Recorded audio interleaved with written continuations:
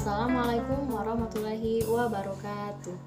Baik, di sini saya akan memperkenalkan diri terlebih dahulu. Di sini saya dengan nama Tiara Bima Agustin dari Prodi PG PAUD Universitas Bengkulu dengan NPM A1I020062.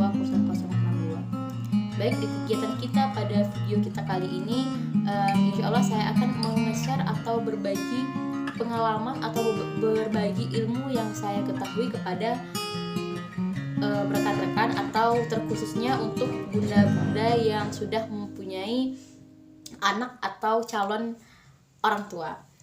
Baik, dengan video kali ini mungkin saya akan menyampaikan beberapa materi dengan yang berjudul bagaimana caranya kita melakukan positive parenting. Baik, sebelumnya saya akan bertanya kepada bunda-bunda, apakah bunda-bunda tahu apa itu positive parenting? Ada yang tahu? Baik, di sini saya akan menjelaskan apa itu positive parenting. Positive parenting atau pengasuhan positif pada anak adalah pola asuh yang dilakukan dengan cara menerapkan prinsip suportif, konstruktif, dan menyenangkan. Apa itu suportif adalah yang mendukung kegiatan atau perkembangan setiap anak. Kemudian dilanjutkan dengan konstruktif, yaitu menghindarinya kekerasan kepada anak. Kemudian dan menyenangkan dan dilakukan dengan parenting yang membuat anak merasa senang, nyaman, dan damai. Baik, intinya dari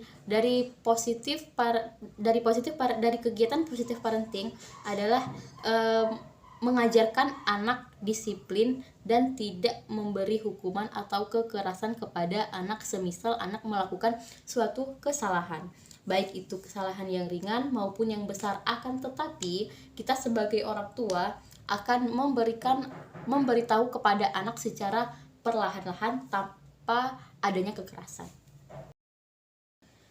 Baik, dalam kegiatan positif parenting itu ada beberapa kata kunci.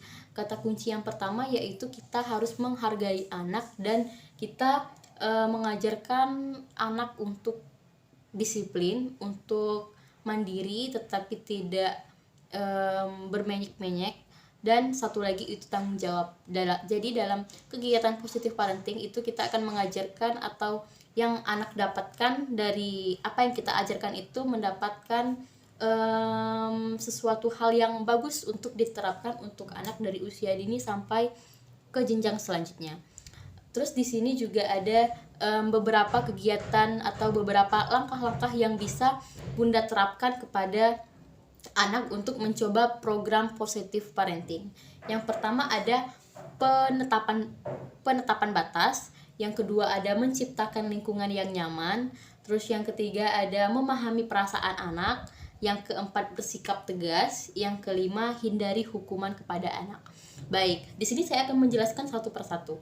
Dalam menetapkan batasan itu kita sebagai orang tua, sebagai ibu atau sebagai guru itu harus mempunyai aturan terhadap anak, apa yang anak lakukan.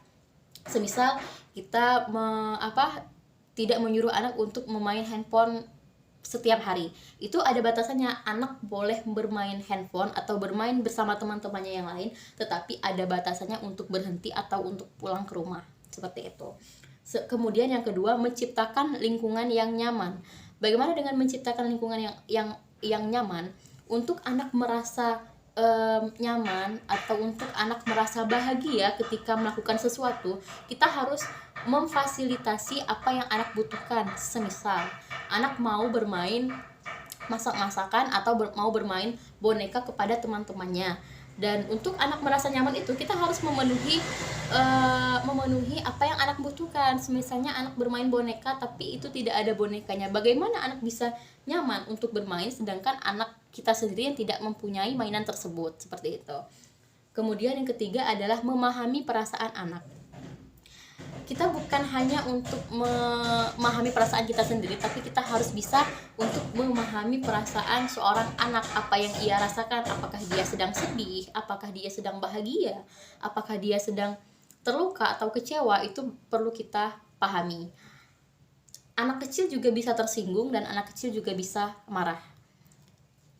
Kemudian yang keempat adalah bersikap tegas. Baik, itu kembali lagi ke poin yang pertama yang saya jelaskan tadi, menetapkan batasan dan bersikap tegas itu ada sangkut pautnya. Semisal ini saya contohkan dengan kita harus bersikap tegas dengan semisal kita melarang anak atau memberhentikan anak untuk bermain. Oke, kembali lagi dengan bersikap tegas itu dengan semisal kita tidak boleh ketika anak menangis dengan apa yang aturan kita sudah kita terapkan. Semisal itu dengan contoh yang saya ambil dari poin yang pertama itu mengambil handphone anak atau membatasi waktu permainan anak. Nah, di saat itu anak menangis, anak merengek untuk tidak mau berhenti. Dan di sana kita akan mengambil ketegasan dari orang tua untuk tetap mengambil handphone tersebut atau tetap untuk menyuruh anak untuk pulang karena waktu mainnya sudah habis. Itu tidak boleh kayak kasihan dia nangis, kasihan dia apa, itu nggak boleh. Maka dari itu di positive parenting itu menerapkan orang tua atau bunda-bunda atau guru itu untuk bersikap tegas kepada anak. Kemudian yang terakhir adalah hindari hukuman kepada anak. Itu yang sangat penting, hindari hukuman kepada anak. Hukuman seperti hukuman kekerasan, memukul, mencubit, atau memaki-maki yang secara berlebihan itu disarankan untuk tidak boleh melakukan hal tersebut kepada anak. Karena mengapa? Itu anak usia dini kalau untuk dihukum secara seperti itu, seperti kekerasan, itu akan otak anak untuk merekam hal-hal tersebut itu akan terikat tajam, dan itu juga akan membahayakan saraf-saraf anak dan itu akan berpengaruh negatif untuk kehidupan anak ke depannya. Manfaat dari kegiatan positive parenting yang pertama ada memperkuat hubungan orang tua dan anak, kemudian juga bisa membuat komunikasi orang tua dan anak juga menjadi semakin lebih efektif. Dan yang ketiga ada meningkatkan harga diri atau value-nya diri orang tua ataupun anak. Terus yang keempat akan mengurangi perilaku yang negatif untuk anak kita sendiri.